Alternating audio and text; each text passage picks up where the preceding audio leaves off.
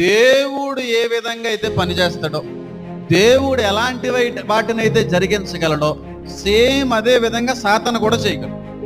దేవుడు చేసినట్టుగానే సాతాను కూడా చేయగలడు.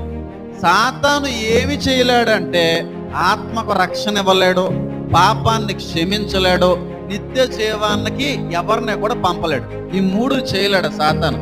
మిగతా అన్ని కూడా same to same xerox copy లాగా దేవుని కాపీ కూడా చేయగలడు. ఇంక తిరిగి ఉండదు. దేవుడు ఏమైతే చేయగలడో, దేవుడు ఏనైతే జరిగించగలడో యాజ్ ఇట్ ఈజు సాతాను కూడా చెయ్యగలడు. అందుకే ఆయనకున్న పేరు వెలుగు దూత. వెలుగు దూత, వెలుగు కాదు, వెలుగులా కనబడే దూత.